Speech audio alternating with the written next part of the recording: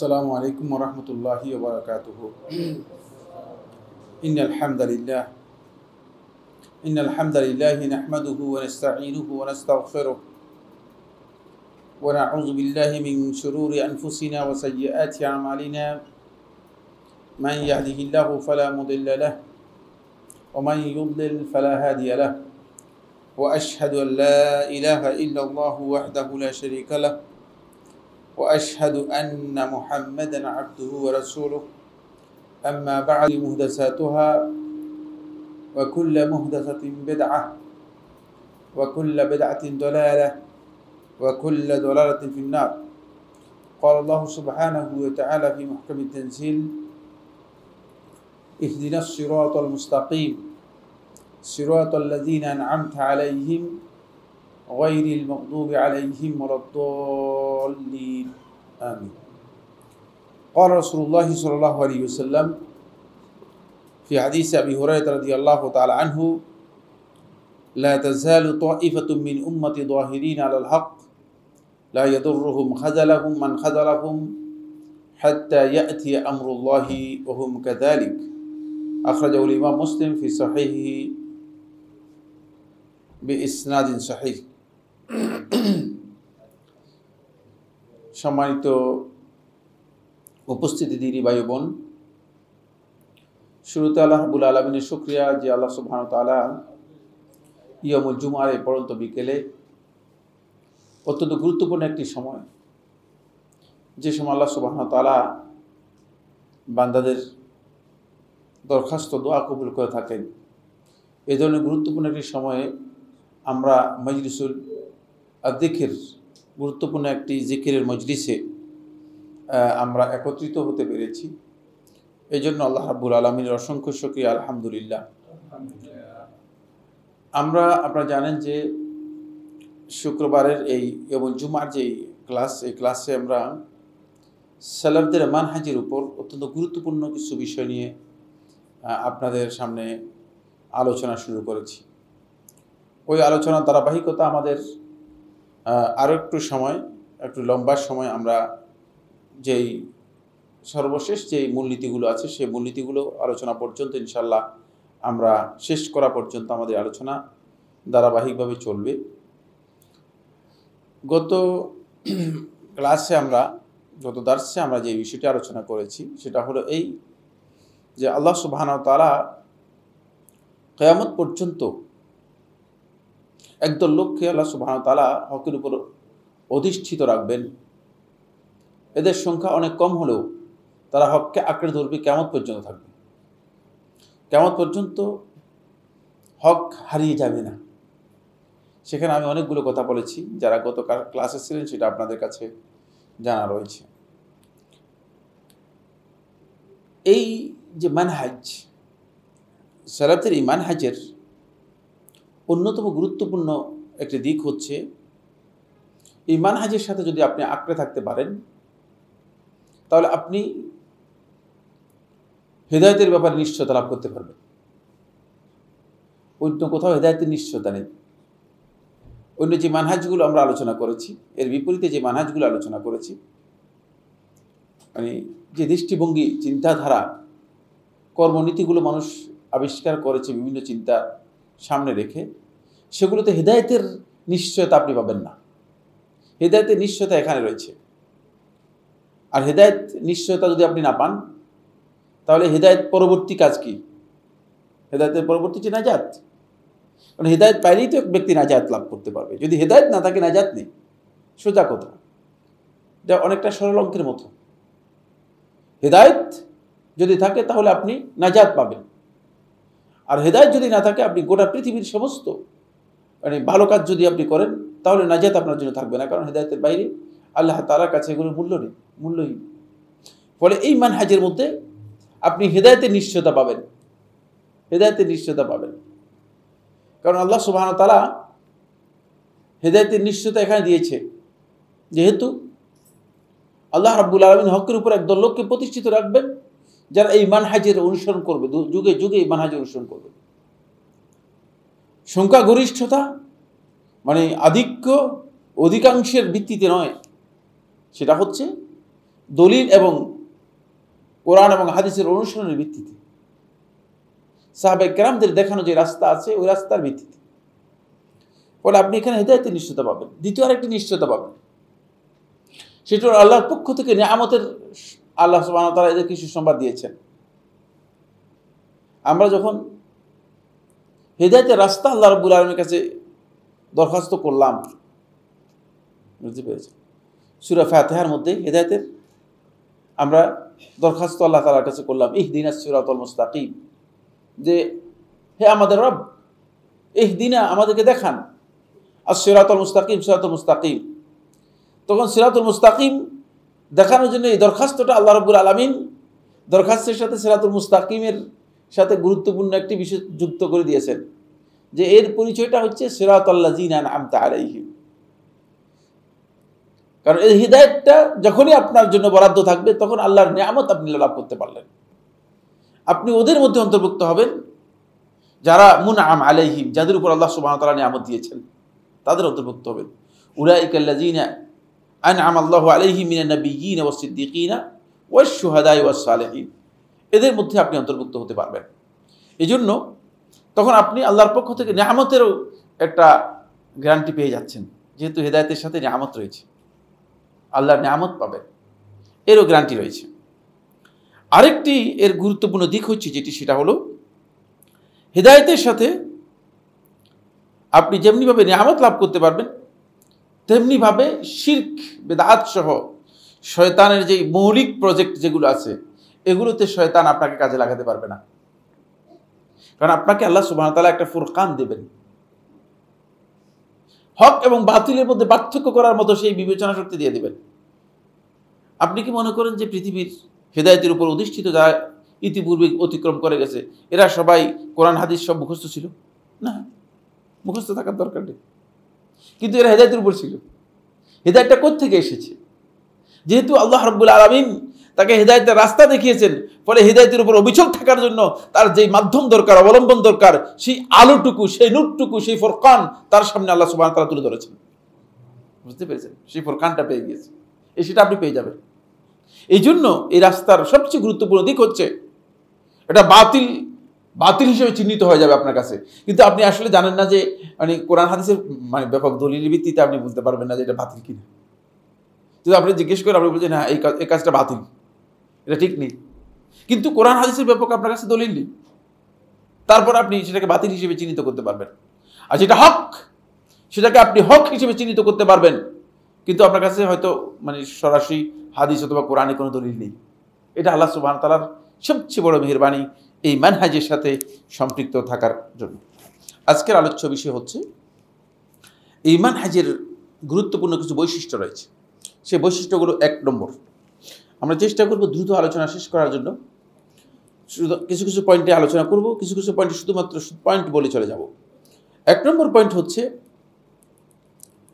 নবী সাল্লাল্লাহু আলাইহি ওয়াসাল্লামের নবুয়ত থেকে আরম্ভ করে এই মানহাজের শুরু থেকে আরম্ভ করে আজকের দিন পর্যন্ত কোনো অবস্থাতেই মানে পূর্ববর্তীদের সাথে এর বিচ্ছিন্নতা পাবেন না।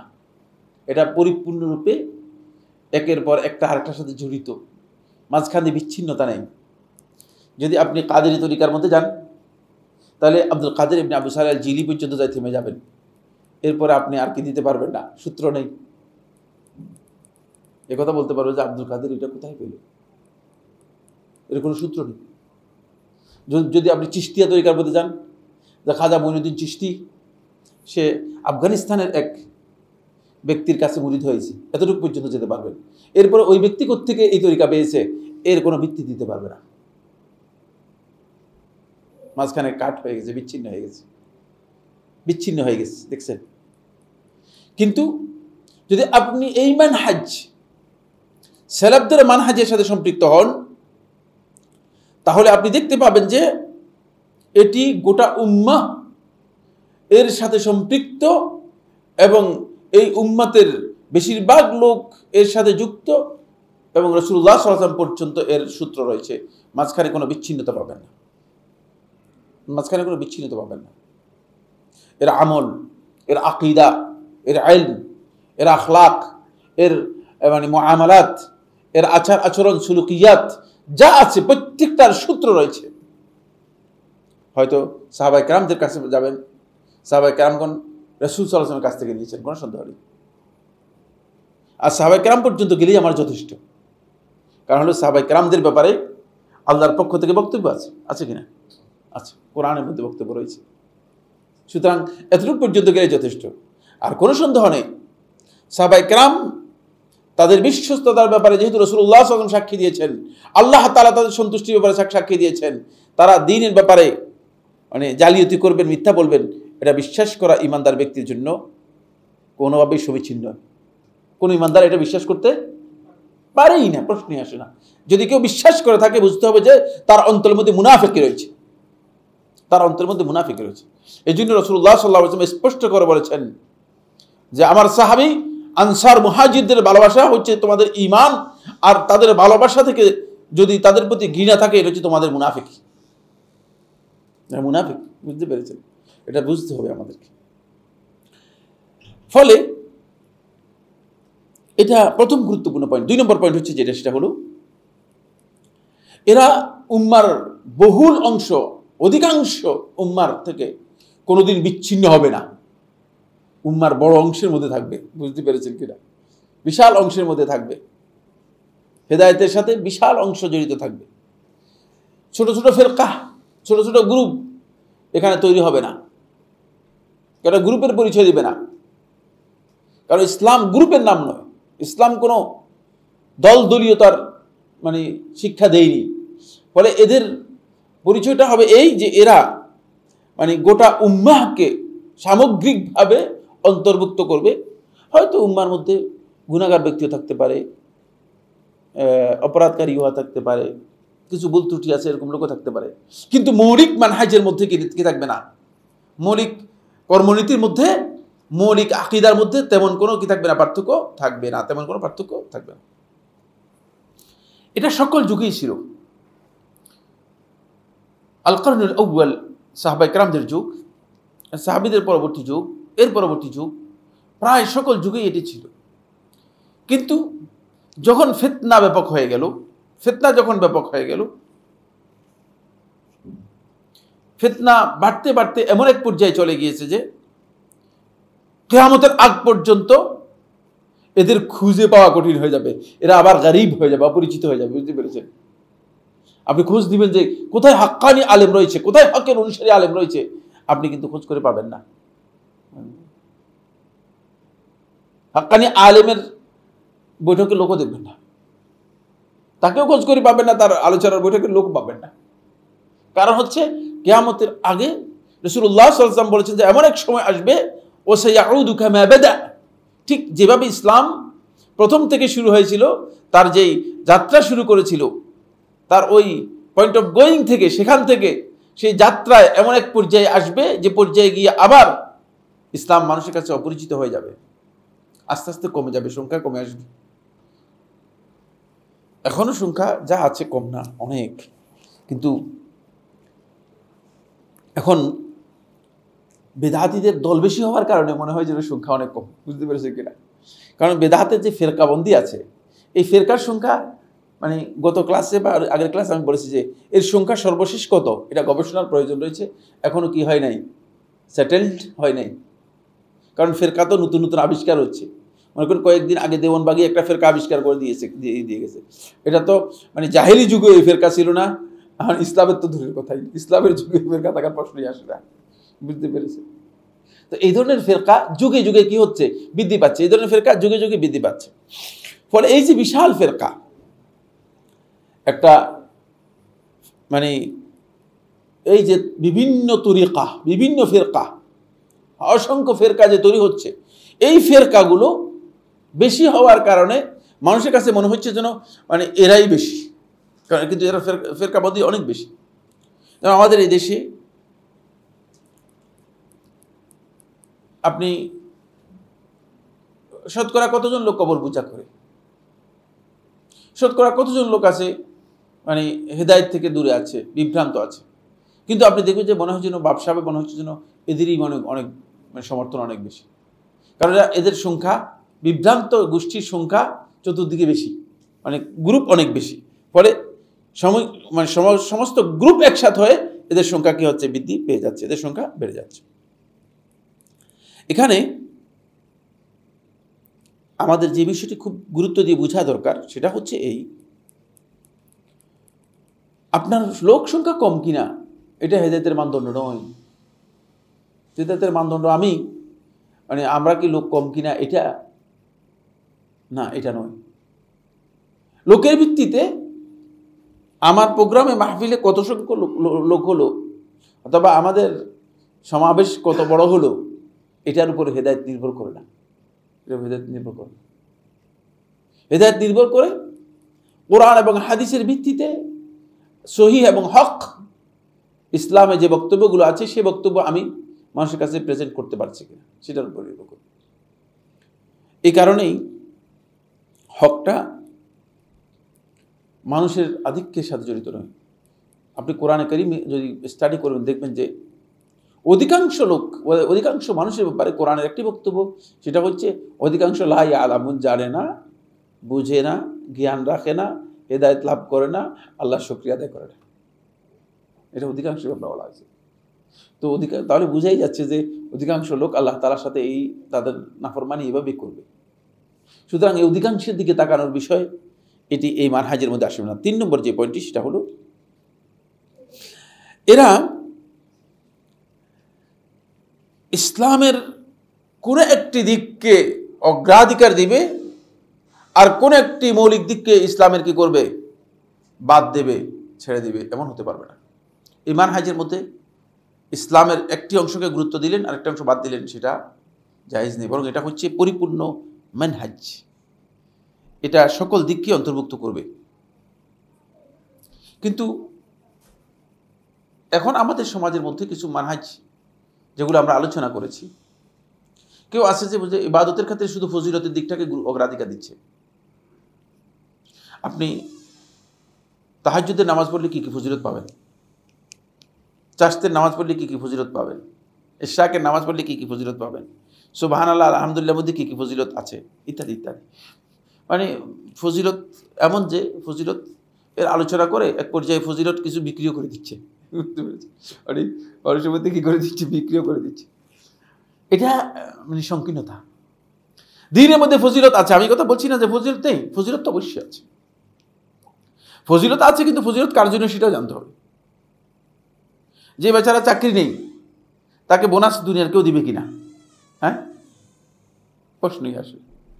যে আল্লাহ তাআলা বান্দাই হতে পারে নাই, এখনো আল্লাহ তাআলাকেই চিনতে পারে নাই, যে ইমানে আনতে পারে নাই, ইমানের রাস্তায় জানে না যে ব্যক্তি, সে ব্যক্তিকে আপনি বলতেছেন যে আপনি সুবহানাল্লাহ একবার পড়েন একেবারে আসমান পর্যন্ত ভরপুর আপনার নেকি হয়ে যাবে, হবে কিনা? আসলে আপনারা কি মনে করেন? আপনারা বিশ্বাস করলে, আমি বিশ্বাস করি না, এ বক্তব্য শুদ্ধ নয়। এই কারণে ফজিলতের ওয়াজ যারা করতেছেন তারা অনেকটা ওয়াজের মধ্যে ওয়াজ ঠিক করতেছেন, কিন্তু ওয়াজের মধ্যে কি আছে? ধোঁকাবাজি রয়েছে, ধোঁকাবাজি রয়েছে, ধোঁকাবাজি রয়েছে। কারণ আপনার গোটা জীবনের গুনাহ মাফ হয়ে যাচ্ছে, অথচ আপনার ইমানে নেই। কিভাবে সম্ভব?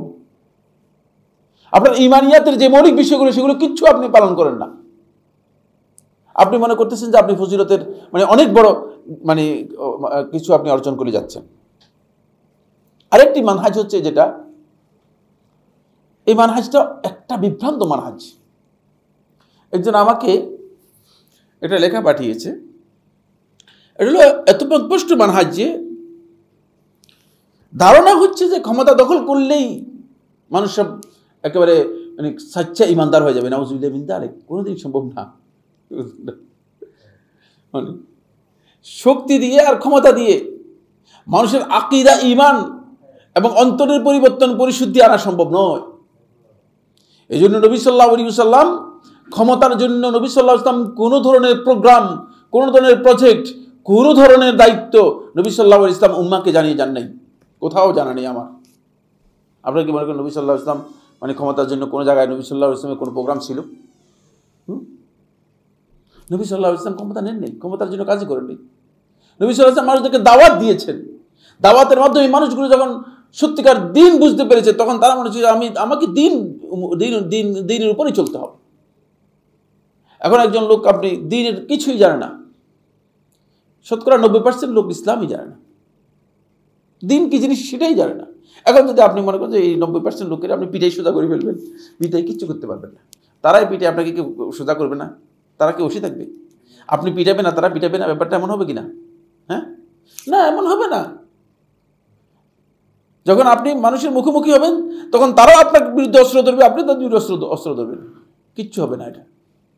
এখানে শুধুমাত্র রক্ত প্রবাহিত হবে, অবৈধভাবে, অন্যায়ভাবে রক্ত প্রবাহিত হবে, কোনো লাভ নেই ইসলামের মধ্যে। এই জন্য ইসলাম এমনভাবে বিষয়গুলোকে বিবেচনা করেছে যে এখানে জোরপূর্বক কারো উপর কোনো বিধান চালু করে দেওয়ার সুযোগ নেই। ঈমান আনবে না যে ব্যক্তি, তাকে জোর করে ঈমানদার বানানোর বিধান ইসলামের নেই। লা ইকরাহা ফিদ্দীন কাদ তাবায়্যানা রুশদু মিনাল গাই, কোরআন স্পষ্ট করে দিয়েছে। জোর করে নিয়ে আসতে পারবেন না, ঈমান আনতে হবে না, লাঠি মারব। আল্লাহ তাআলা বলছেন না, আমি এরকম বান্দা চাচ্ছি। এটা আল্লাহ তাআলা চাচ্ছেন না এই ধরনের বান্দা, তা আপনি কেন জোর করে এরকম বান্দা তৈরি করবেন? এখানে একদল লোকের বেশ কনসার্ন হচ্ছে, সেটা হলো রাজনীতি কনসার্ন।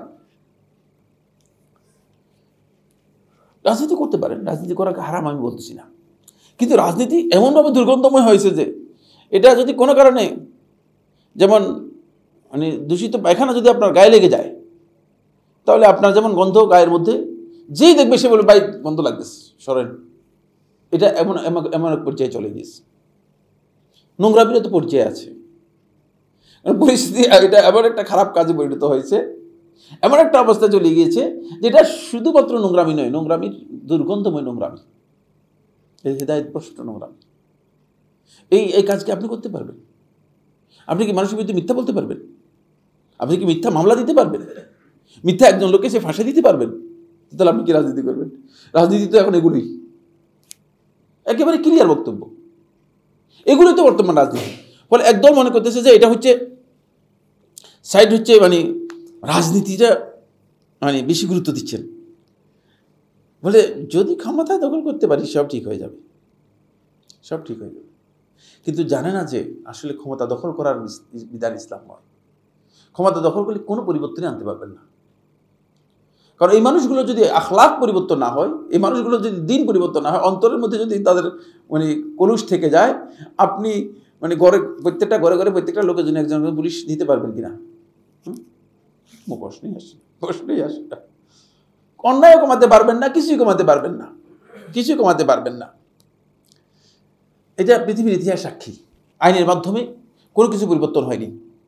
এটা অনেক দীর্ঘ আলোচনা, সেখানে আমি যাচ্ছি না। শুধুমাত্র আমার কাছে যে মেসেজটা আজকে 11:03 একজন পাঠিয়েছে, সেই মেসেজটা পড়ে শোনাচ্ছি।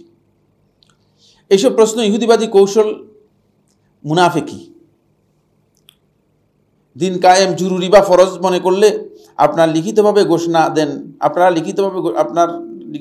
দেন, গঠনতন্ত্র, কর্মসূচি, কর্মপদ্ধতি প্রকাশ করেন এবং প্রচলিত দিন বাতিল বলে সম্পর্ক ছিন্ন করুন।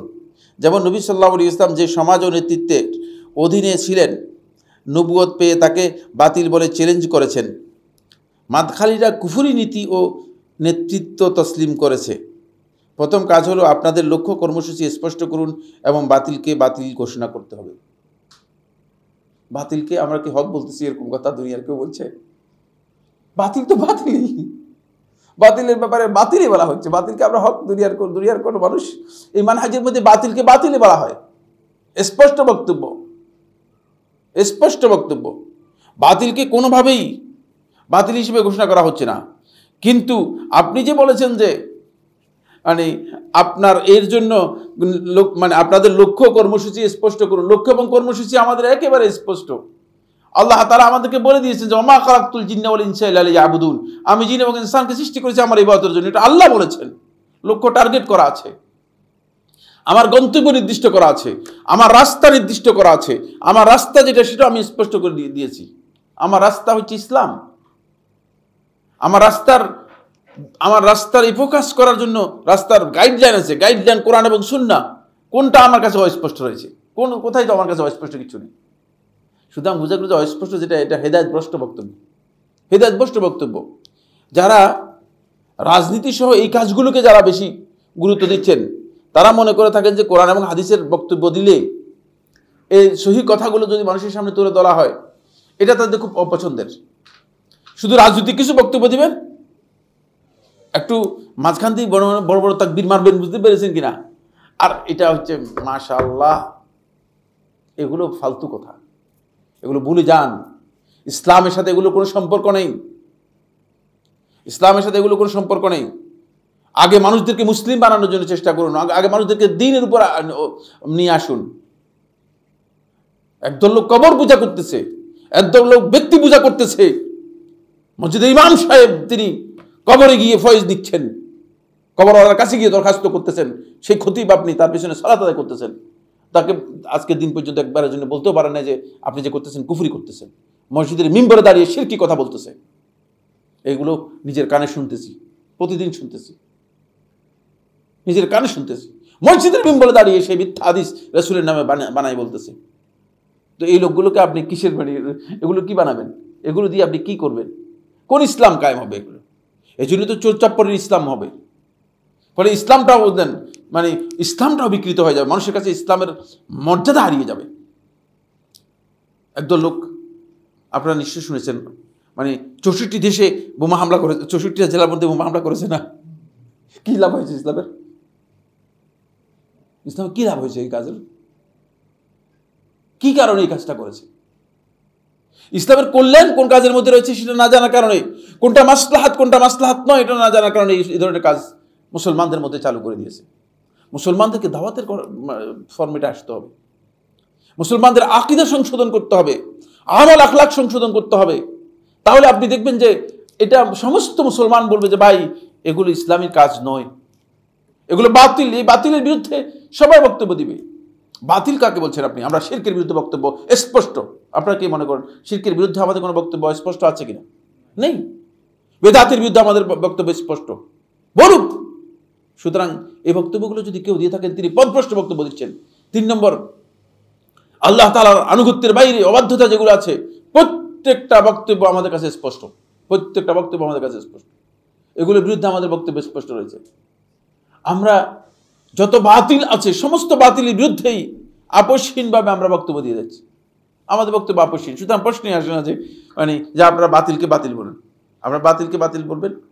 বাতিলকে তো আমরা বাতিল হিসেবে বলতেছি, এবং বাতিল জানি আমরা বলতেছি এইটা যে বাতিল।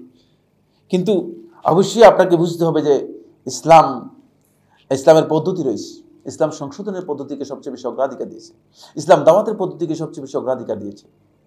ইসলাম লাঠিসোঁটার পদ্ধতিকে অগ্রাধিকার দেয় নাই। লাঠিসোঁটা যেখানে দরকার সেখানে নিয়ে আসবেন, যেখানে দরকার লাঠিসোঁটা নিয়ে আসবেন। যখন আমরা বলবো যে লাঠিসোঁটা নিয়ে আসেন, বুঝবেন যে হ্যাঁ লাঠিসোঁটার এখন দরকার। নাহলে কেন লাঠিসোঁটার কথা বলতেছে? এতদিন পর্যন্ত লাঠিসোঁটার কথা বলতে, এখন লাঠির কথা বলতেছে কেন? তখন আমরাই বলবো যে হ্যাঁ লাঠি নিয়ে আসেন, লাঠির প্রয়োজন এখন। কিন্তু লাঠি যখন প্রয়োজন হবে না, তখন আমরা কিয়ামত পর্যন্ত বলবো এটা লাঠির প্রয়োজন। কারণ ট্রিটমেন্ট এক ধরনের হয় না।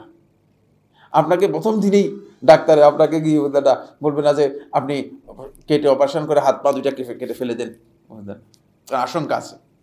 এটা কি হয়ে যেতে পারে? যে কোনো ধরনের ইনফেকশন হয়ে যেতে পারে না? এটা প্রথমেই বলবে না। প্রথম দিন আপনাকে ওষুধ দিবে, ডোজ দেওয়ার চেষ্টা করবে যে যদি সুস্থ করা যায়, যদি ভালো করা যায়। এই পদ্ধতিতে অগ্রসর হতে হবে। এই মানহাজের মৌলিক বিষয় হচ্ছে এটি। সেটা হলো এই মানহাজের মধ্যে খণ্ডিত কোনো চিন্তা নেই। আপনি কথা মনে করবেন না যে আমার কাছে লোকেরা আসতেছে বলতেছে, শেখ আপনারা জিহাদের কথা বলেন না কেন? আমি বলছি জিহাদের কথা আমরা বলি না, তোমাকে বলছে কে? জিহাদের কথা বলছি না, এ কথা বলছে কে? জিহাদ বাতিল হয়ে গেছে কথা আমরা বলি না, আমরা বলছি জিহাদ কিয়ামত পর্যন্ত থাকবে। কিন্তু জিহাদ কাদেরকে দিয়ে করাবে? বেঈমান লোকদেরকে দিয়ে জিহাদ করাবেন? মুশরিকদেরকে জিহাদ করাবেন? কবর গুজারিদেরকে জিহাদ করাবেন? যারা আল্লাহ তাআলাকে চিনে নেয় তাদেরকে জিহাদ করাবেন? কি জিহাদ হবে এটা? এটা কি লাভ হবে?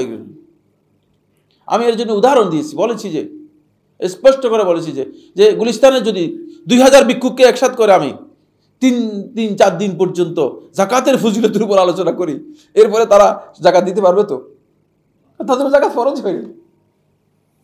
ক্লিয়ার বক্তব্য, তাদের উপর জাকাত ফরজই হয়নি। তাদেরকে আপনি জাকাতের ওয়াজ করতেছেন আর তাদেরকে বলতেছেন যে এবার আপনারা জাকাত দেন, যেহেতু আপনাদেরকে 3 দিন পর্যন্ত বুঝালাম জাকাতের কথা। তাদের জাকাত ফরজ হতে হবে। তো আপনার উপর দ্বীনের মৌলিক বিষয়গুলো আপনি একটাও তো পালন করেন নাই, একটাও তো কোনো খোঁজ খবর নেই। যে দাওয়াত আমাদের করা দরকার ছিল, সেই দাওয়াত ফরজে আইন যেটা, সেটাই তো খবর নেই। এর ফরজে কিফায়া নিয়ে আপনি দৌড়াচ্ছেন কি জন্য? আপনার ভুল কোথায় রয়েছে সেটা তো আপনাকে বের করতে হবে।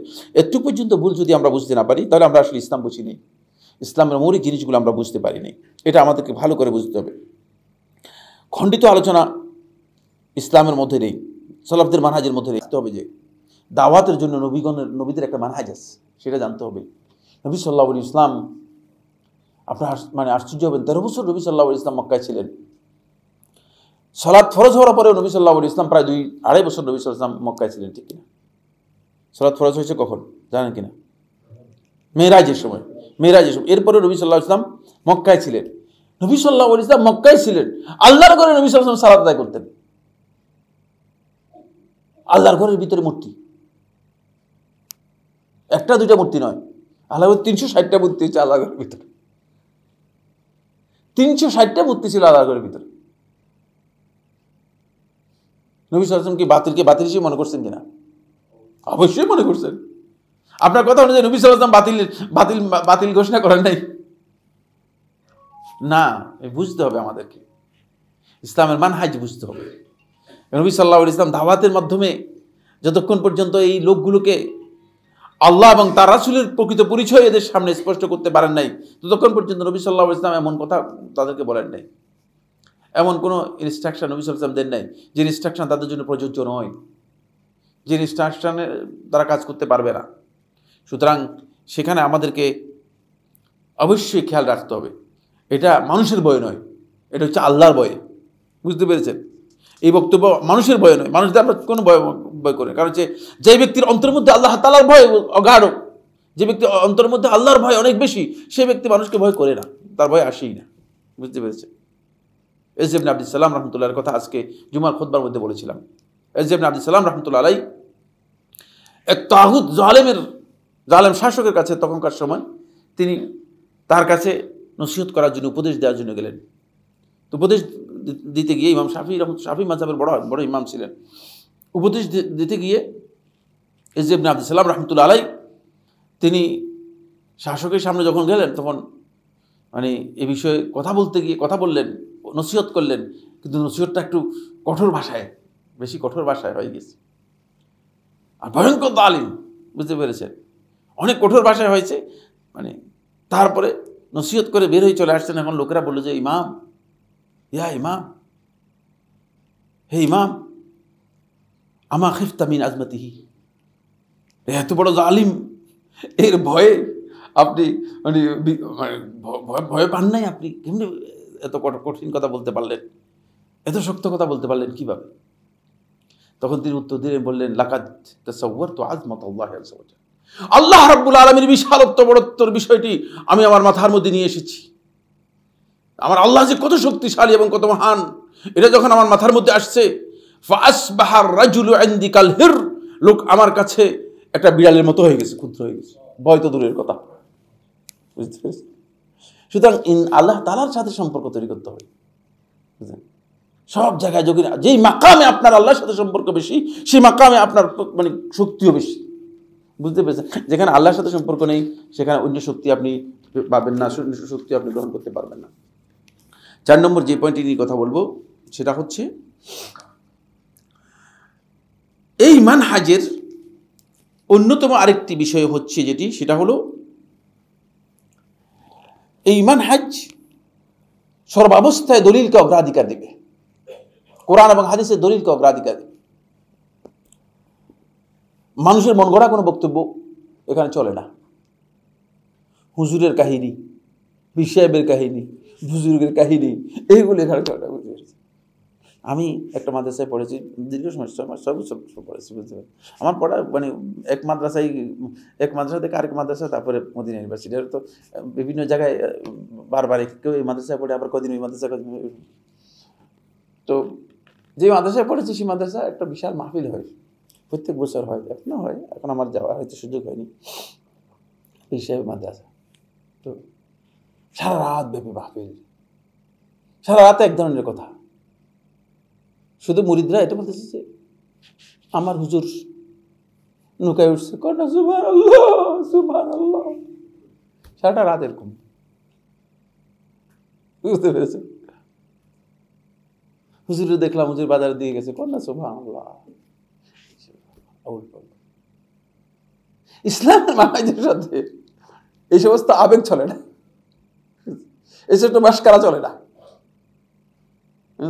সারা রাত এরকম, সারা রাত। মানে আমি নিজে 6 বছর ছিলাম, এই মাদ্রাসা থেকে পাশ করেছি, 6 বছর বাড়ায়। এখানে শুধুমাত্র মানে যেই উঠে প্রথমে এসে বলে যে আমি তো এখানকার একটা কুত্তাও না, কুত্তার চেয়ে হেয়, এই দরবারের কুত্তার চেয়ে হেয়।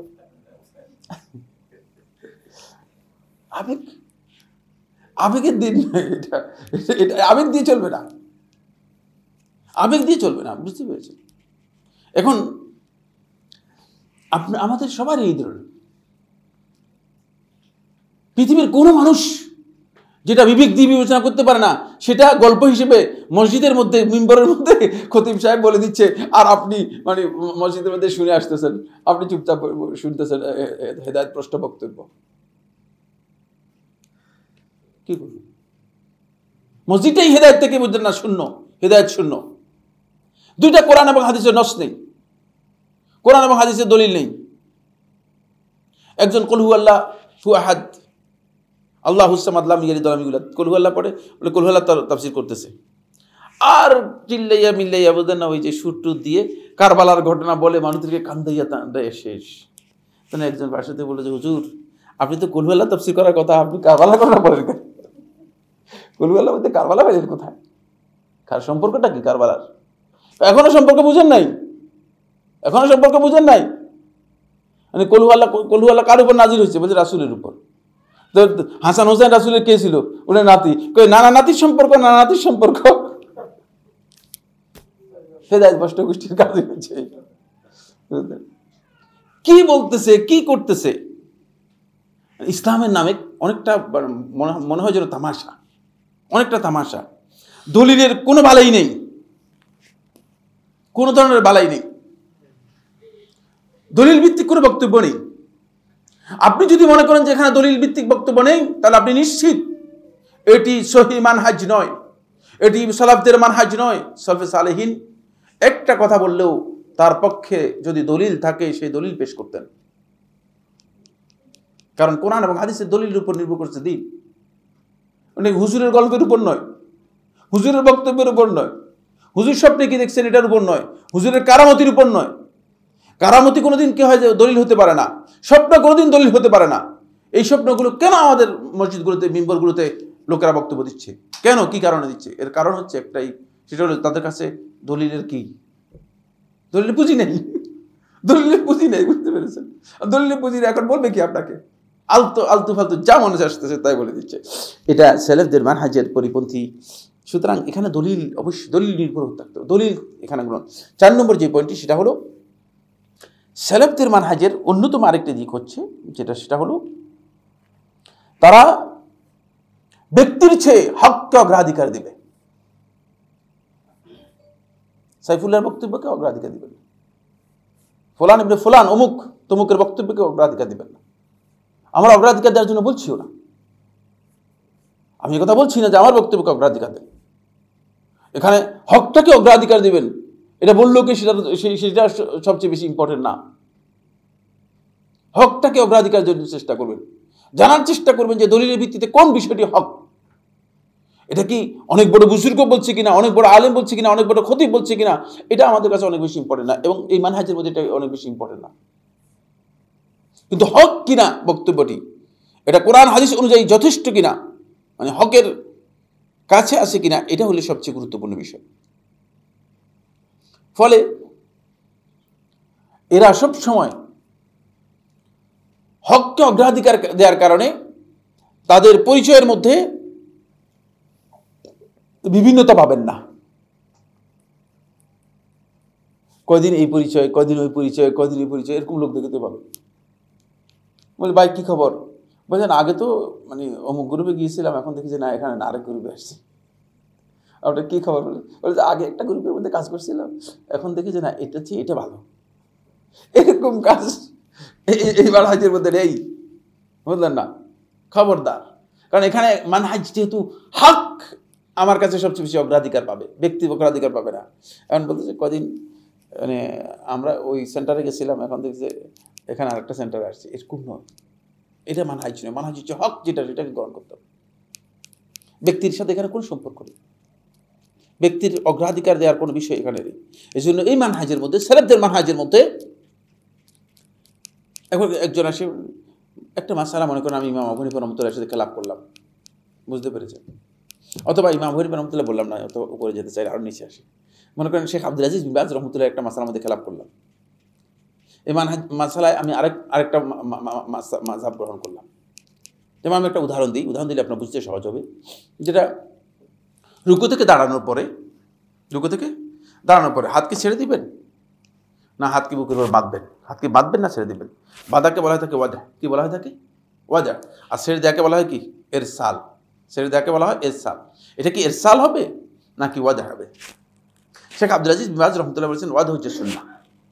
ওয়াজা হচ্ছে কি? সুন্নাহ। এই মানে এই মানহাজ, এটাই হচ্ছে আকরাব ইলাল হক, হকের এটাই হকের কাছাকাছি। যেহেতু এই মাসালা ইজতিহাদি মাসালা, কেউ কেউ বলেছেন যে না এরসাল করবে ছেড়ে দিবে। যেহেতু ইজতিহাদি মাসালার মধ্যে যে কোনো দুটা একটা ফলো করলে আপনি অসুবিধা নেই, করতে পারবেন।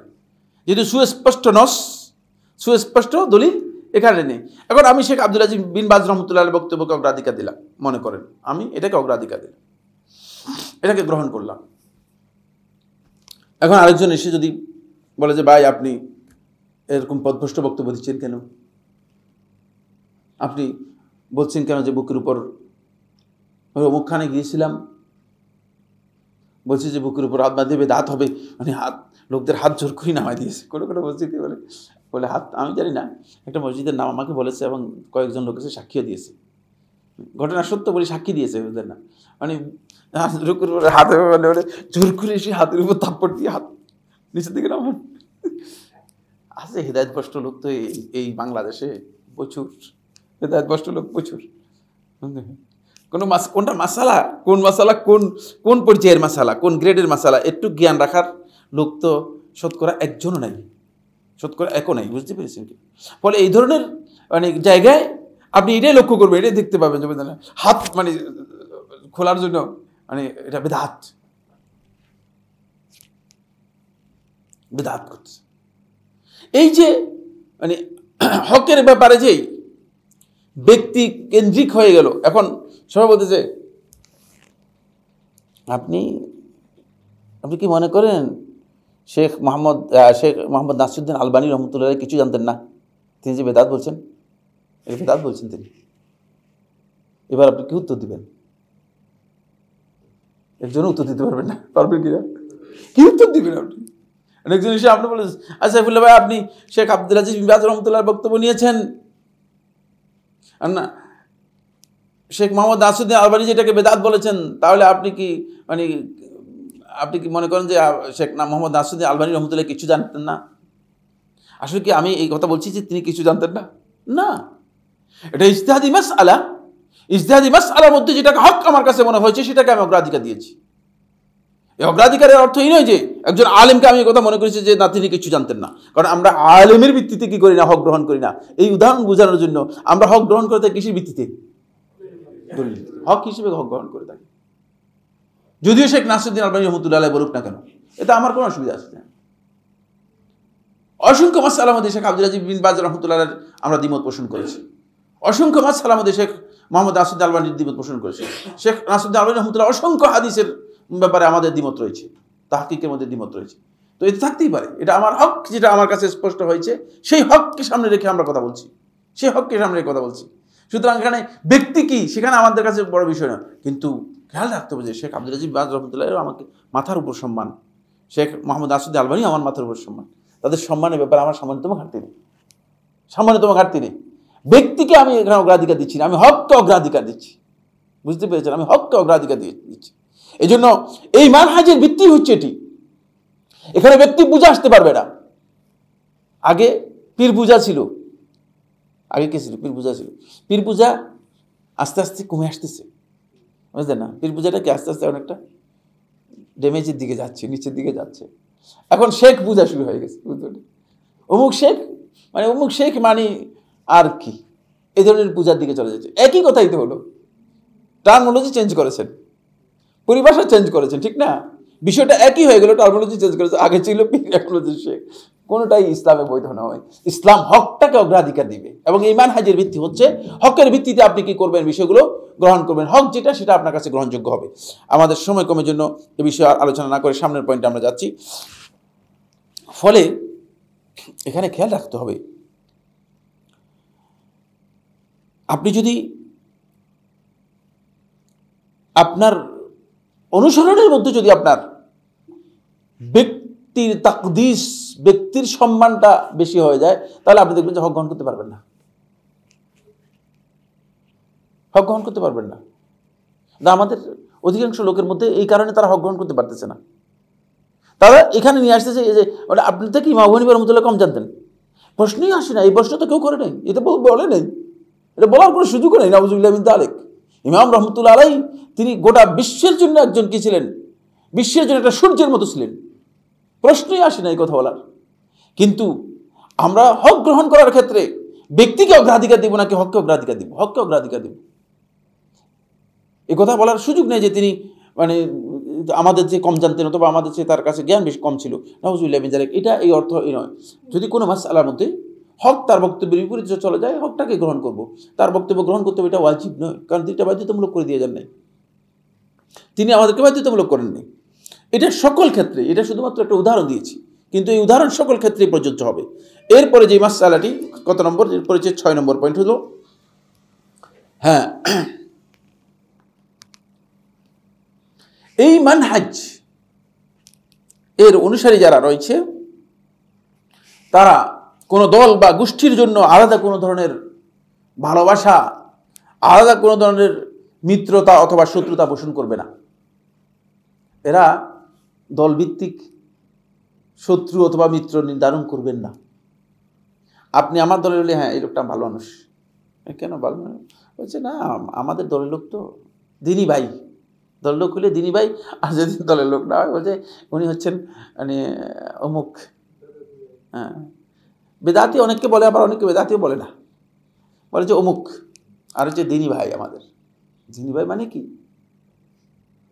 আপনি দলের ভিত্তিতে, চিন্তাধারার ভিত্তিতে, অথবা সুনির্দিষ্ট গোষ্ঠীর ভিত্তিতে আল ওয়ালা ওয়াল বারা, মিত্রতা এবং শত্রুতাকে কি করতে নির্ধারণ করে নিচ্ছেন, এটা সালাফদের মানহাজের পরিপন্থী। শুধুমাত্র ওয়ালা এবং বারা হবে ইসলামের জন্য, ওয়ালা এবং বারা হবে ঈমানের জন্য, ওয়ালা এবং বারা হবে সুন্নাহের জন্য। বুঝতে পেরেছেন? ওয়ালা এবং বারা হবে জামাতের জন্য, জামাতের জন্য, সুন্নতের জন্য। ওয়ালা এবং বারা হবে ইসলামের জন্য, ঈমানের জন্য। ওয়ালা এবং বারা ব্যক্তির জন্য নয়, ওয়ালা এবং বারা কোনো গোষ্ঠীর জন্য নয়, ওয়ালা বারা কোনো ফিরকার জন্য নয়, কোনো দলের জন্য নয়। যদি দলের জন্য হয় তাহলে এটা এই মানহাজের সাথে এটা সাংঘর্ষিক, এই মানহাজের সাথে সাংঘর্ষিক। আমি ইমানদারদের সাথে আমার বন্ধুত্ব হবে, ভালোবাসা হবে, মিত্রতা হবে। বেঈমান কাফেরদের সাথে আমার বন্ধুত্ব থাকবে না। এই জন্য হানাফি ফকিহগণ এক জায়গায় তাদের ফিকহের কিতাবের মধ্যে, ফতোয়ার মধ্যে এটা উল্লেখ করেছেন যে কোনো মুসলিম ইমানদার ব্যক্তি যদি তার মুখে কাফেরদের, বেঈমানদের যদি প্রশংসা শুনতে পান, তাহলে বুঝতে হবে যে তার হয়তো অন্তরের মধ্যে ঈমান নেই, নইলে মুনাফিক সে। বুঝতে পেরেছে? কারণ এই ব্যক্তি কাফেরদের মানে প্রশংসা করার কিছু নেই। যে ব্যক্তি আল্লাহ তাআলার হকই স্বীকার করে নাই, এই ব্যক্তির প্রশংসা করার কিছু আছে কিনা? আমাদের সমাজের মধ্যে আমরা অনেকেই মানে পশ্চিমা বিশ্বের মানে যখন কথা আলোচনা হয়, আমাদের কিছু আলেম ওলামাকেও দেখি, মাশাআল্লাহ এদের প্রশংসায় অবস্থা এমন যে তাদের মুখ পঞ্চমুখ না ষষ্ঠ মুখ বলে যে মানে অবস্থা ভাবসাব এমন যে মানে মনে হয় যেন পুরা গাল ভরে তিনি প্রশংসা করতেছেন, যে মনে হয় যেন এরা মানে আমাদের কিছু বন্ধুবান্ধব মানে পশ্চিমা দেশগুলোর মধ্যে আছে, এদের আচার আচরণে ভাবসাব মনে হয় যে মানে এরা মানে ইসলাম পুরাটাই নিজের মধ্যে 100% বাস্তবায়ন করে ফেলছে। কাফের এই প্রশংসা করার বিধান ইসলামে নেই,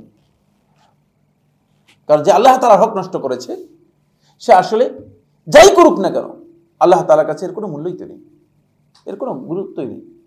আপনারা হয়তো আমাকে প্রশ্ন করতে পারে, এটা প্রশ্ন আসা স্বাভাবিক, বলছে তাদের সেখানে কিছু দেখতেছি ভালোই সব দেখতেছি, আপনার এখানে সব চোর চটপট মানে সব খারাপ লোক। এটার দুটো উত্তর, একটা উত্তর দিয়েছে আমাদের এক বন্ধু, সে উত্তর দিয়েছে বলছে শুনেন এই কাফের দেশগুলোতে তো শয়তান তার প্রজেক্ট সব গুটাই নিয়ে আসছে, কারণ শয়তান এত তুল খরচ করবে কেন, এটা তো শয়তানের প্রজেক্ট কোনো দরকার নেই, শয়তান সব এসে ঢুকছে এই জায়গায়, বুঝতে পেরেছে? বেশিরভাগ মনে করে শয়তানের যত প্রজেক্ট আছে সবচেয়ে গ্রেট প্রজেক্ট সম্ভবত বাংলাদেশে, বুঝতে পেরেছে কিনা? কারণ এটা সবচেয়ে বড় প্রজেক্ট, মানুষ বেশি, এখানে যেন প্রজেক্ট বেশি। তো শয়তান তো ওখান থেকে সমস্ত তার যত মানে মানে পরিকল্পনা আছে, যত কাজকর্ম আছে সবটা গুটাই নিয়ে এসে এই মুসলমানদের উপর পড়ছে। ফলে মুসলমানদের মধ্যে এই দশা হওয়ারই কথা, কারণ ওখানে তো আসলে বেঈমানের মধ্যে তো আর তার প্রজেক্টের দরকার নেই, কারণ এটা তো তার মানে 100% অনুসারী। এরা এখন যা ভালো কাজ করুক কোনো লাভ নেই, সে জানে যে এই ভালো কাজের আমি তো অনেক ভালো কাজ করছি করে লাভ হয় নাই, সে তো জানে তো আমি অনেক ভালো কাজ করছি করে লাভ হয় নাই। সুতরাং এরা যত ভালো কাজ করুক এদের আর কি নেই, কোনো দাম তো নেই, কোনো দাম তো এরা পাবে না। এই জন্য সমস্ত প্রজেক্ট কি করেছে, সবগুলো এইদিকে নিয়ে আসছে। এটা আমাদের এক বন্ধু উত্তর দিয়েছে। আমি আরেকটা উত্তর এর জন্য আমার কাছে আমার গবেষণায় ধরা পড়েছে, সেটা হচ্ছে এই, যেহেতু তাদের মাবুদ হচ্ছে একটাই, সেটা হচ্ছে দুনিয়ার সম্পদ, বস্তু, মানি, বুঝতে পেরেছেন কিনা? টাকাটা আপনার পকেট থেকে টাকা বের করতে হলে যা যা কৌশল করা দরকার, যা যা আপনাকে বলা দরকার, প্রয়োজনে সার বলতে বলতে বুঝে না জিব্বা সবকিছুর মধ্যে ফেনা তুলে ফেলবে, কিন্তু পকেটের টাকাটা বের করার জন্য, বুঝতে পেরেছেন? যেহেতু মাবুদ হচ্ছে এটা, এই জন্যই তারা মূলত এই সৌজন্যতা বজায় রাখে। এই সৌজন্যতার কারণ হচ্ছে ওই সকল প্রগতিবাদী দেশগুলোতে এটাই, আর কিছুই না। কারণ তারা তো মাবুদ হচ্ছে তাদের একটা, তাদের মাবুদ উপাস্য হচ্ছে একমাত্র মানি, তারা বস্তু হচ্ছে তাদের মাবুদ। এখন এত সহজ নয় মানে আপনার পকেট থেকে আমাকে টাকা বের করে দিয়ে দিবেন, কিছু তো করতে হবে, প্রয়োজনে আপনার পাও টিপে দিতে হবে, বুঝতে পেরেছেন কিনা? ফলে তারা মানে যা কিছু করতেছে এই সবটাই মূলত একটাই, যেহেতু তাদের এই টার্গেটে ফিল করতে হবে, পরিপূর্ণ করতে হবে, এই টার্গেটটা আদায় করতে হবে। এই টার্গেটকে আদায় করার জন্য তারা সর্বোচ্চ চেষ্টা করে যাচ্ছে যে আমি আপনাকে আমার কাছ থেকে আপনার কাছ থেকে কিভাবে দুনিয়ার মতলবটা হাসিল করা যায়। এই জন্যই তারা তাদের এই সৌজন্যতা, এই জন্যই তাদের এই মানে এই আচরণ। যেহেতু আপনি যদি এরকম সৌজন্যতা না করে তাহলে আপনি টাকাটাই দিবেন না। ফলে এই সৌজন্যতার কারণে দেখেন না বাংলাদেশের বড় বড় লোক যারা আছে সমস্ত টাকা নিয়ে সুইস ব্যাংকে রেখে দিছে, বাংলাদেশ থেকে বাদ দিয়ে সুইস ব্যাংকে টাকা রেখে। কারণ হচ্ছে তারা জানে যে মানে সেখানে মানে তারা ওই টাকাটা কীভাবে মানে করবে, এদের কাছ থেকে নিবে, সেই কৌশলটা তারা জানে, সেই কৌশলটাকে কী করছে তারা গ্রহণ করেছে। এটা বলতেছিলাম কেন, এটা বলতেছিলাম যে শত্রুতা এবং মিত্রতা খুব ভালো করে খেয়াল করুন, এটা কোনো গোষ্ঠী কোনো দলের সাথে সম্পৃক্ত বিষয় নয়, এটা হচ্ছে ইসলামের সাথে সম্পৃক্ত বিষয়, ঈমানের সাথে সম্পৃক্ত বিষয়, নবী সাল্লাল্লাহু আলাইহি ওয়াসাল্লামের সুন্নাহর সাথে সম্পৃক্ত বিষয়।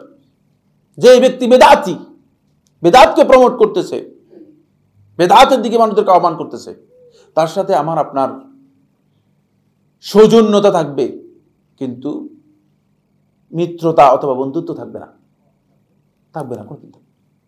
কারণ নবী সাল্লাল্লাহু আলাইহি ওয়াসাল্লাম সুন্নাহর বিপরীত যে অবস্থান করতেছে সে আমার বন্ধু হবে কিভাবে, কিসের ভিত্তিতে? তাকে দেখলে আমি বলতে পারি, সালাম দিতে পারি, তাকে নাম জিজ্ঞেস করতে পারি, কথা বলতে পারি, তাকে মানে প্রয়োজনে সেও চা খাওয়াইতে পারে আমাকে, আপনি চা খাওয়াইতে পারেন, কোনো অসুবিধা নেই। কিন্তু তার সাথে কোনোদিন মিত্রতা হবে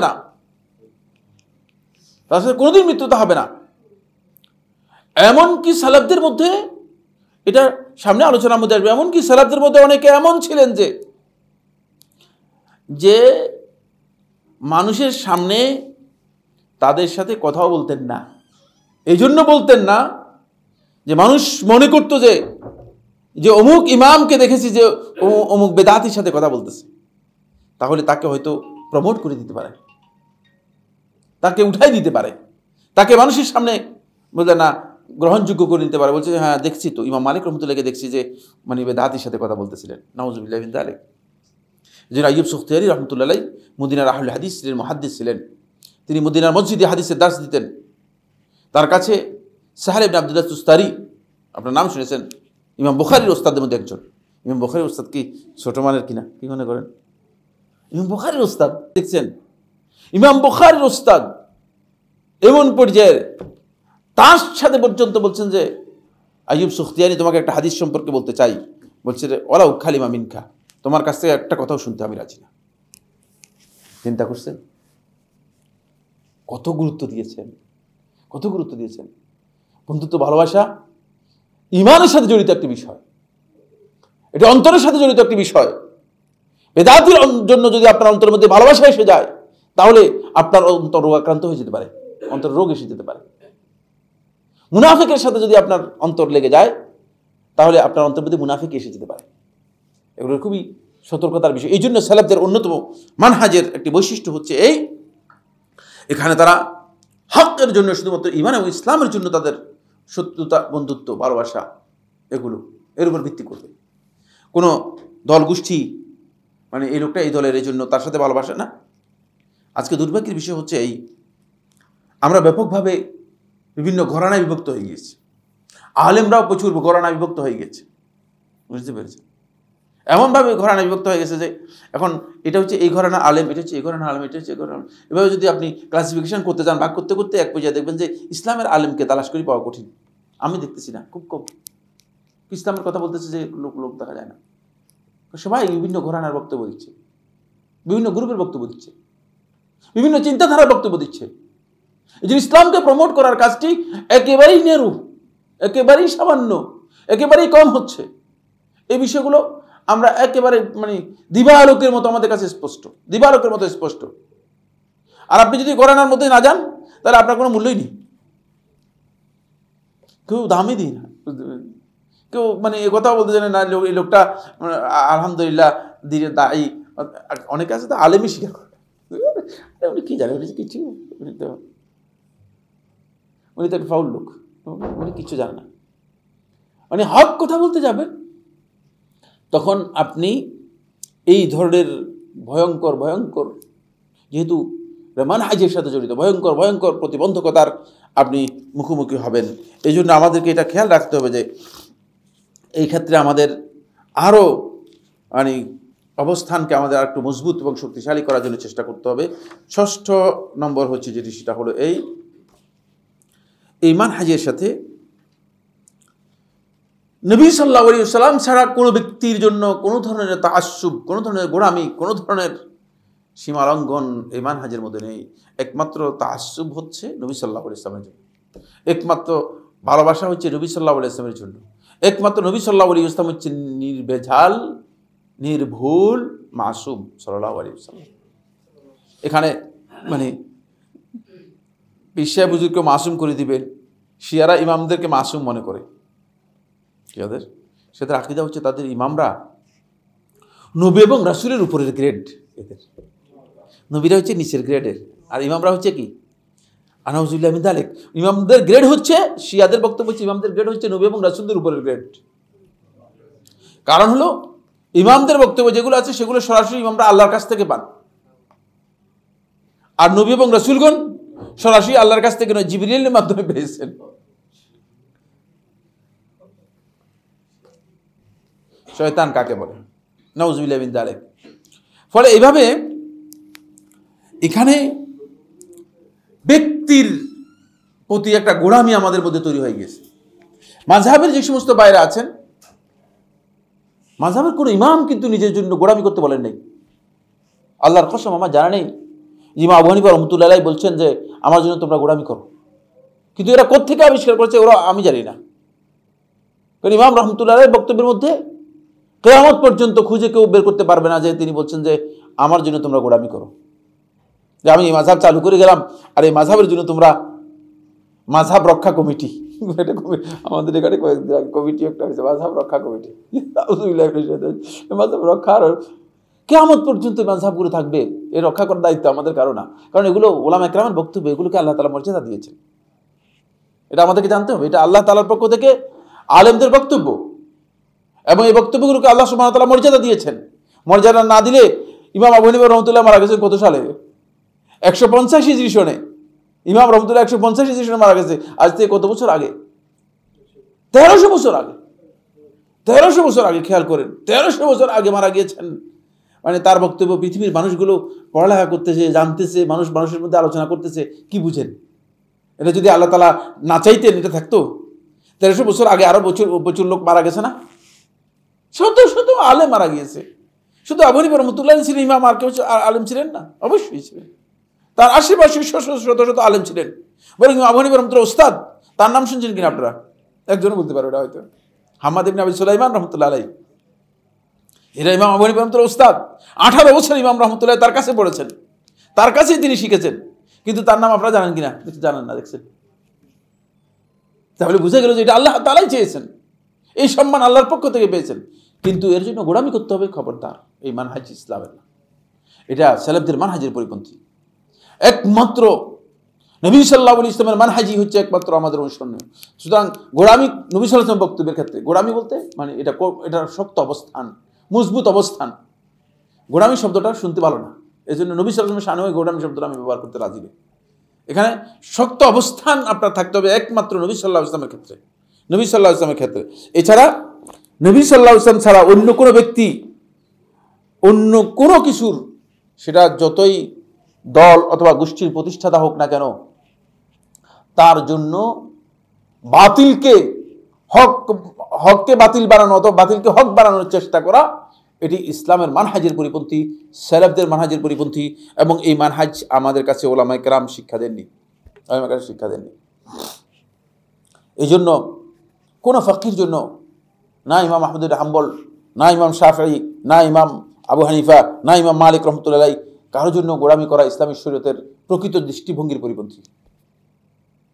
কিন্তু এর অর্থ কি? এর অর্থ এই ইমামকে আপনি মানে মর্যাদাহীন করবেন, অথবা তার সাথে তার যে সম্মান আছে সেই সম্মানহানি করবেন, নাউযুবিল্লাহ মিন যালিক। এটাও হারাম, এটাও হারাম। কারণ এই ইমামরা যেই খেদমত দ্বীনের করে গেছেন, সেই খেদমতের দ্বারে কাছেও আপনি বুঝতে পারবেন না, আপনি চেষ্টা করে লাভ হবে না, চেষ্টা করে লাভ হবে না। মানে এমনিতেই আল্লাহ সুবহানাহু ওয়া তাআলা তাদেরকে কবুল করেন নাই। তাদের খেদমত এই পর্যায়ে ছিল, যে পর্যায়ে যাওয়ার কারণে আল্লাহ রাব্বুল আলামিন তাদের মর্যাদাকে এত সমুন্নত করেছেন যে গোটা বিশ্ববাসীর কাছে তাদের নাম, গোটা বিশ্ববাসী তাদেরকে গ্রহণ করেছে। এখানে 6 নম্বর এই পয়েন্টের পরেই 7 নম্বর যে পয়েন্টটি নিয়ে আমরা কথা বলতে চাই, সেটা হচ্ছে সালাফদের মানহাজের অন্যতম একটি বৈশিষ্ট্য হচ্ছে তারা তাদের দাওয়াত শুরু করেন তাওহীদ দিয়ে। 7 নম্বর পয়েন্ট, তাওহীদ দিয়ে তারা দাওয়াত শুরু করেন। বন্ধুগণ, এটা খুবই গুরুত্বপূর্ণ একটি বিষয়। নবী এবং রাসূলদের মানহাজি হচ্ছে দাওয়াতের শুরু হবে তাওহীদ দিয়ে। আল্লাহ রাব্বুল আলামিনের একত্ব, তার তাওহীদের বিষয়ে যদি মানুষের কাছে জ্ঞান না থাকে, তাহলে সেই ব্যক্তি আসলেই ইসলামের প্রকৃত জ্ঞান না থাকার কারণে সে যদিও নামাজ পড়ে, যদিও রোজা রাখে, যদিও ইবাদত করে, এক পর্যায়ে গিয়ে শয়তানের খপ্পরে পড়ে গিয়ে তাওহীদ বিনষ্ট হয়ে যেতে পারে, শিরকে পড়ে যেতে পারে। যারা কবর পূজা করতেছে, এদের কি সবাই কি বেনামাজি এরকম মনে করতেছেন? না। যারা পীরের পূজা করতেছে, তারা কি সবাই কি বেনামাজি? না, তারা নামাজ পড়তেছে। এবং কি এই এখানকার সবচেয়ে বদভ্রষ্ট বীর, নাম বললাম না, আপনারা মানে এদিকে গেলে পেয়ে যাবেন, বুঝতে পেরেছি কিনা? তো এই বিশ্বাবের এখানে মানে যারা যায় তারা 5 ওয়াক্ত নামাজ পড়তেছে এবং মাথার মধ্যে পাগড়িও লাগাচ্ছে, বুঝতে পেরেছেন? কারণ একটা সুরত যদি ধারণ না করে তাহলে তো এই ব্যবসা চলবে না। ব্যবসার জন্য একটা সুরত তো কি করতে হবে, তৈরি করতে হবে। তবে ফলে তারা একটা সুরত তৈরি করেছে এর জন্য। সেই সুরতটা হচ্ছে এই যে নামাজ টামাজ সব ঠিক আছে, মাথার মধ্যে পাগড়ি দিচ্ছে, কিন্তু আসল জিনিসটা নেই, সেটা হচ্ছে তাওহীদের জ্ঞান নেই, তাওহীদের জ্ঞান নেই। ইমাম ইয়াহইয়া ইবনে মুআয রাজি রাহিমাহুল্লাহ তাআলা বলেন যে মুসলিমদের মূল নীতি হচ্ছে চারটি, যে চারটি মূলনীতিকে মুসলিমরা অগ্রাধিকার দেবে। এই চারটি মূলনীতির মধ্যে লিকুল্লি আসলিন জিদ্দুহু, প্রত্যেকটা মূলনীতির বিপরীত আছে। ফামান ওয়াকা ফি আসলিন ওয়াকা ফি জিদ্দিহি, যে ব্যক্তি একটা মূলনীতির মধ্যে পথভ্রষ্ট হলো সে এর বিপরীত দিকে পড়ে গেল। মাঝখানে আর কোনো জায়গা নেই, স্পেস নেই, হয়তো দিন অথবা রাত। মাঝখানে কোন সময় আছেন আপনি? মাঝখানে কোন সময় আছে কিনা? না। হয়তো হক অথবা বাতিল, মাঝখানে কোন সময় আছে কিনা? হয়তো ঈমান আলী কুফর, মাঝখানে কিছু আছে কিনা? না, মাঝখানে নেই। এই জন্য তিনি বলতেছেন যে যদি ফামান ওয়াকা ফি আসল, কোনো একটা মূলনীতির মধ্যে যে মানে বিপর্যস্ত হয়ে যাবে, ক্ষতিগ্রস্ত হবে, পড়ে যাবে, ফাকাদ ওয়াকা ফি জিদ্দিহি, সে এর বিপরীতের মধ্যে পড়ে গেল।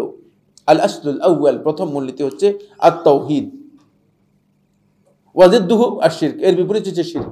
খুব ভালো করে খেয়াল করেন, প্রথম মূলনীতি হচ্ছে তাওহীদ, ওয়া জিদ্দুহু শিরক, এর বিপরীত হচ্ছে শিরক। ফামান ওয়াকা ফি তাওহীদ, যে ব্যক্তি তাওহীদের মধ্যে যার বিচ্যুতি ঘটে গেল, ফাকাদ ওয়াকা ফি শিরক, সে শিরকের মধ্যে পড়ে গেল, সে জানেও না। এটাই হচ্ছে। কারণ তাওহীদের, আপনি যদি আজকে তাওহীদ সম্পর্কে জিজ্ঞেস করেন, আমি তো আলেমদেরকে জিজ্ঞেস করি, কোনোদিন সংজ্ঞা তাওহীদের পরিচয় জানতে পারিনি। আমি আপনাদেরকে হয়তো জিজ্ঞেস করবোই না, বুঝতে পেরেছেন? আলেমদেরকে জিজ্ঞেস করি তাওহীদের ব্যাপারে, বলে তাওহীদের পরিচয় করে দেন।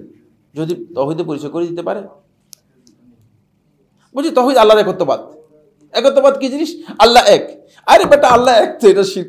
শিরক যারা করতেছে তারাও বলতেছে, হিন্দু যারা আছে তারাও তো বলতেছে। হিন্দুরা কি আল্লাহ দুই বলতেছে নাকি? না, তারা বলতেছে উপরওয়ালা একজন, দুজন বলতেছে না। তাহলে কোন জায়গায় আপনার সাথে সমস্যা সেটা জানতে হবে না? একেবারেই তাওহীদের জ্ঞান নেই, একেবারে তাওহীদের জ্ঞান নেই। এই জন্য সালাফদের অন্যতম মানহাজের এই বৈশিষ্ট্য হচ্ছে, যেটি 7 নম্বর বলছিলাম, সেটা হলো তারা দাওয়াত শুরু করে থাকে তাওহীদ থেকে। আর এটা নবী সাল্লাল্লাহু আলাইহি ওয়াসাল্লামের মানহাজ। নবী সাল্লাল্লাহু আলাইহি ওয়াসাল্লাম সাহাবায়ে কেরামদেরকে যখনই কোনো বিষয়ে পাঠাতেন, তখন নবী সাল্লাল্লাহু আলাইহি ওয়াসাল্লাম সাহাবায়ে কেরামদেরকে দাওয়াতের ক্ষেত্রে নবী সাল্লাল্লাহু আলাইহি ওয়াসাল্লাম বলতেন যে তারা যেন দাওয়াত শুরু করে থাকে তাওহীদের দিকে। প্রথমেই দাওয়াত হবে তাওহীদের দিকে। এই জায়গায় দাওয়াতি এজেন্ডা নেয়া আর হচ্ছে দাওয়াতি কাজ করা, দুইয়ের মধ্যে পার্থক্য রয়েছে। একটা হচ্ছে দাওয়াতি এজেন্ডা নিয়েছেন, দাওয়াতি এজেন্ডা নিয়ে যদি আপনি দাওয়াত করেন, তাহলে যার এজেন্ডা নিয়েছেন তার দাওয়াত দিচ্ছেন। এটা বুঝতে পারলাম কিনা, নাকি বুঝেন নাই? আমার এই কথা বুঝতে পেরেছেন? মানে সেটা হলো আপনি যার কাছ থেকে এজেন্ডা নিয়েছেন, সে এজেন্ডাটা আপনি বাস্তবায়ন করতেছেন, আসলে দাওয়াতি কাজ করতেছেন না। আর যদি আপনি দাওয়াতি এজেন্ডা না নেন, তাহলে আপনি দাওয়াতি কাজ করবেন, আপনি তাওহীদের দাওয়াতি কাজ করবেন, তাওহীদের দিকে। এই জন্য রাসূলুল্লাহ সাল্লাল্লাহু আলাইহি ওয়াসাল্লাম যখন মুআয ইবনে জাবাল রাদিয়াল্লাহু তাআলা সহ সাহাবীদেরকে প্রেরণ করলেন, তখন রাসূলুল্লাহ সাল্লাল্লাহু আলাইহি ওয়াসাল্লাম কি বলছেন? যে ইন্নাকা তা'তি কওমান আহলা কিতাব, যে তুমি একদল লোকের কাছে যাচ্ছ যারা আহলে কিতাব। আহলে কিতাব দিয়ে ইঙ্গিত দিচ্ছেন, এ কথা মনে করেন এরা মূর্খ, এদের কাছে কিতাবের ইলম আছে, এদের কাছে নবী আসছিল, এরা জানে, সুতরাং আন্দাজে কথা বললে চলবে না। এই জন্য দাঈ আল্লাহ, তিনি যাদেরকে মুখাতাব, যাদেরকে অ্যাপ্রোচ করতেছেন, যাদেরকে অ্যাড্রেস করতেছেন, অবশ্যই তাকে জানতে হবে যে আমি যাদেরকে অ্যাড্রেস করতেছি তারা কোন পর্যায়ের, তাদের বিশেষ জ্ঞান থাকতে হবে। আন্দাজের উপর কথা বললে চলবে না, এবং ওই লোক যেই পর্যায়ের লোক সেই পর্যায়ে অ্যাড্রেস করতে হবে। এমন অ্যাড্রেস করবে না যে অ্যাড্রেস করলে আসলে লোকেরা কিছুই বুঝতো না, মানে আপনি আন্দাজে চলে গেল, এমন হলে চলবে না। তারপরে রাসূলুল্লাহ বলতেছেন, ফালইয়াকুন আউওয়ালা মা তাদউ ইলাইহি শাহাদাতু আল্লা ইলাহা ইল্লাল্লাহ ওয়া আন্না মুহাম্মাদ রাসূলুল্লাহ। তুমি সর্বপ্রথম যেদিকে তাদেরকে দাওয়াত দিবে সেটা হচ্ছে আল্লাহ তাআলার ওয়াহদানিয়তের, আল্লাহ তাআলার উলুহিয়তের শাহাদাতের সাক্ষী দিবে, এবং আমি মুহাম্মদ সাল্লাল্লাহু আলাইহি ওয়াসাল্লাম রাসূল, অর্থাৎ আল্লাহর পক্ষ থেকে প্রেরিত রাসূল, এর সাক্ষ্য তারা দিবে, অর্থাৎ শাহাদাতাইনের প্রথম দাওয়াত দিবে। আল্লাহ রাব্বুল আলামিন সম্পর্কে আমাদের এই ইনশাআল্লাহ যদি তাওহীদের ক্লাস হয়, আকীদার ক্লাস হয়, তাহলে আমরা বলবো এই সমাজের মধ্যে আল্লাহ সম্পর্কে 22টা বিভ্রান্তি রয়েছে। কয়টা বললাম? 22টা বিভ্রান্তি রয়েছে। চিন্তা করে যদি আকীদার ক্লাস হয় তখন আমরা এই বিষয়ে বিস্তারিত আলোচনা করবো। এটা আকীদার ক্লাস নয়, এটা যে সালাফদের মানহাজের উপর আলোচনা করতেছি। এই কারণেই তাওহীদের জ্ঞান না থাকার কারণে আমরা আল্লাহ রাব্বুল আলামিন সম্পর্কে না জেনে আন্দাজের উপর তথ্য দিচ্ছি। আমাদের আলেম ওলামারা মানুষদেরকে আল্লাহ সম্পর্কে ভুল বিভ্রান্তি জানাচ্ছে, বিভ্রান্তি বক্তব্য দিচ্ছে। এই তাওহীদ আলোচনা, সালাফদের মানহাজ হচ্ছে এটা, তারা তাওহীদের ভিত্তিতে, মানে তাদের দাওয়াত শুরু হয় তাওহীদ দিয়ে। দাওয়াতের। কারণ আমল আপনার ততক্ষণ পর্যন্ত আল্লাহ তাআলার কাছে গ্রহণযোগ্যই হবে না যতক্ষণ পর্যন্ত তাওহীদ আপনার ঠিক না হবে। তো আপনাকে শুধুমাত্র নামাজের জন্য, এখন আসেন শুধুমাত্র নামাজ পড়ি, প্রত্যেকে কালেমাত তাওহীদ যেটা রয়েছে, এই কালেমাত তাওহীদ জানে না। আমি একবার মদিনা টেকনিক্যাল কলেজে একবার আমাদের একটা কোর্স করলাম আকীদার উপর। সেখানকার যারা আমাদের এই বাংলাদেশি ছিল ৬৯ জন না কতজন আমি ভুলে গেছি, কাছাকাছি হবে। তো কোম্পানি থেকে কলেজের প্রিন্সিপাল সাহেব আমাকে নিয়ে ক্লাস দিয়েছে। তো কোম্পানি থেকে তাদের 2 ঘন্টা সময় ডিউটির কমায় দিয়ে ক্লাসের জন্য বাধ্য করেছে। 2 ঘন্টা ডিউটির সময় মানে বাদ দিয়ে বলছে 2 ঘন্টা ডিউটি কম, ক্লাস তাওহীদের ক্লাস করতে হবে আগে। বুঝতে পেরেছেন? আগে তাওহীদের ক্লাস করতে হবে। এমন লোকও পেয়েছি 60 বছর বয়স, লা ইলাহা ইল্লাল্লাহ এটা শুনিও নেই। নামাজ কাকে বলে আল্লাহ, কোন জঙ্গল থেকে উঠে মানুষ আল্লাহর সাথে এদের সম্পর্ক কিভাবে হবে? এগুলো দায় কি আমাদেরও বহন করতে হবে না? আমার তো মনে হয় যে আমাদেরও অনেক বহন করতে হবে। কারণ আমরা তো মানুষের কাছে আসলে ইসলামের মূল কথাগুলো, মূল বক্তব্যগুলো পৌঁছাতে পারি নাই। এই জন্য এদের অন্যতম একটি মানহাজ, মানে অন্যতম একটি বৈশিষ্ট্য হচ্ছে সেটা হলো তাওহীদের দাওয়াত দিয়ে শুরু করবে। তাওহীদের দাওয়াত হচ্ছে প্রথম বিষয়, ইবাদত নয়, আমল নয়, ফজিলত নয়। কারণ নবী সাল্লাল্লাহু আলাইহি ওয়াসাল্লাম প্রথমেই সংশোধন করার চেষ্টা করেছেন যাতে ঈমানের মৌলিক যে বিষয়গুলো আছে সেগুলো সংশোধিত হয়। কারণ একজন ব্যক্তির অন্তরের মধ্যে যদি 2টি ঈমান শক্তিশালীভাবে মজবুতভাবে আসে, একটা হচ্ছে ঈমান বিল্লাহ আর হচ্ছে ঈমান বিল ইয়াউমিল আখির, আখিরাতের প্রতি ঈমান, আর একটা হচ্ছে ঈমান বিল্লাহ আল্লাহর প্রতি ঈমান, আর দ্বিতীয় হচ্ছে ঈমান বিল ইয়াউমিল আখির, আখিরাতের প্রতি ঈমান। যদি এই 2টি জিনিস কোনো ব্যক্তির অন্তরের মধ্যে 100% পরিপূর্ণ হয়ে যায়, এই ব্যক্তি জীবনে কোনোদিন আল্লাহ রাব্বুল আলামিনের নাফরমানি করবে না, দুনিয়ার মানুষের নাফরমানি করবে না, কারো উপরে জুলুম করতে পারবে না। কারো উপরে জুলুম করতে পারবে না। এই যদি ঈমান না মানে, এর যদি আমল ঠিক নাও থাকে, তাহলে সে এই কাজ করতে পারবে না। এই কারণে সাহাবায়ে কেরামগণ আপনারা দেখেন না, সাহাবায়ে কেরামগণ খুব অল্প সময়ের মধ্যে তাদের অবস্থান এমন পরিবর্তন হয়ে গিয়েছে। আর আমাদের অবস্থান পরিবর্তন হওয়ার জন্য কারণ আমরা তো মানে আমরা উপর থেকে কি করতেছি, চেষ্টা করতেছি, মানে গ্রাউন্ড থেকে চেষ্টা করতেছি না, আমরা মূল জায়গা থেকে আমরা চেষ্টা করতেছি না। এই জায়গায় আমাদের ভুল রয়েছে।